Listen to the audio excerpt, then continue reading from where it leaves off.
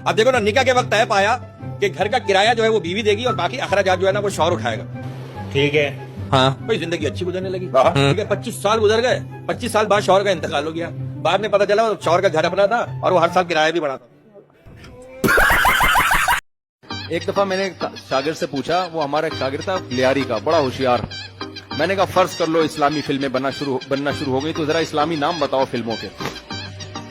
उसने कहा उस्ताद जी पहली फिल्म आएगी हम ज़कात दे चुके सनम। वो एक इमाम साहब जो है ना तकरीर कर रहे थे, वो तकरीर कर रहे थे कि 3 आदमी जहन्नम में जाएंगे। एक वो जो नमाज नहीं पढ़ता, अभी तीसरा कहने नहीं लगते, एक देहाती खड़ा हो जाता है कि भाई मेरा एक सवाल है उसका जवाब दें। वो कहते हैं मैं बैठ जा, बात तो मुकम्मल होने दे। उसको बिठा दिया। फिर कहते हैं भाई देखो हजरत 3 आदमी जहन्नम में जाएंगे, जो सूद खाता है, एक जो नमाज नहीं पढ़ता। तीसरा वो फिर खड़ा था, हजरत मेरा एक मसला है। 2-3 दफा उसको बिठाया ना, फिर तकरीर शुरू की। 3 आदमी जहन्नम में जाएंगे, एक सूद नहीं खाता, एक नमाज नहीं पढ़ता। वो फिर खड़ा हो कह रहे तीसरा ये जाएगा जहन्नम। जुए में आप हार गए तो उस जुआरी को आपने पैसे क्यों नहीं दिए, ये शरीयत आपसे क़यामत के दिन अल्लाह इससे आपसे सवाल नहीं करेगा। लिहाजा जुआ हार जाए तो भाग जाए करें वहां से। बोले तुम्हारे बाप में हिम्मत है तो निकाल लो पैसा। आई लव यू शबीर नाज, वालेकुम लव यू। हमारी गवर्नमेंट का हम पर एहसान है कि मौके मौके पे हमें अल्लाह की याद दिलाती रहती है, शुक्र की भी तौफीक देती है, सब्र की भी। घर से बाहर निकलो, मोबाइल छिन गया, सब्र का सवाब मिलेगा आपको। नहीं छिना, शुक्र का सवाब मिलेगा आपको। बेइज्जती ऐसी चीज है, ये उसी को फील होती है जिसकी कुछ थोड़ी सी इज्जत हो।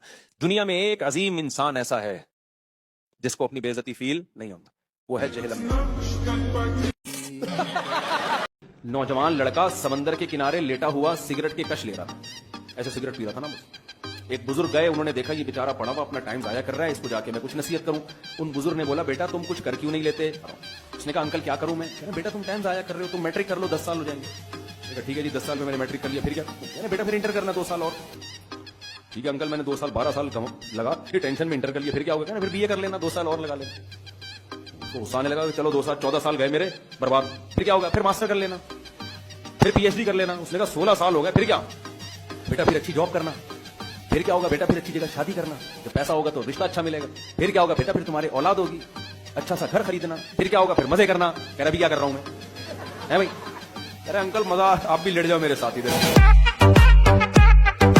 शुरू में अगर ठरकी बन गए, फिर क़यामत तक आपकी ठरक कभी भी खत्म नहीं हो। और जो ठरकी होता है बहुत बेड़ा गर्क होता है। बुढ़ापे में ये ठरक छूटती नहीं है, फिर बढ़ती है ये ठरक। मैंने बताया था ना हमारे उस्ताद का वाकया। कहते थे मैं एक इलाके में इमामत करता था, वहां बूढ़े मैं देखता था ऐसे ठरकी बूढ़े थे, ऐसे बैठे रहते थे। तो कोई खातून गुजरती ना गली के उधर से, तो यूं देखना शुरू करते, कांप भी रहे होते थे ना, गर्दन भी हिल रही होती थी उनकी बुढ़ापे से, और जबान बाहर आई हुई होती थी। अब मैं क्या नकल उतारूं, ऐसे करके ना यूं जब तक रोड से गुजरनी जाती थी देखते ही रहते थे। अब बेचारे ताकत तो खत्म हो गई, सिर्फ ठरक रह गई।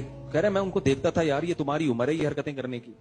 तो मस्जिद में ये हमारे जो बुजुर्ग लोग मस्जिदों में आते हैं इनकी कदर किया करो। ये जवानियों में इनका मस्जिद से ताल्लुक होता है, इसलिए आते हैं मस्जिदों में।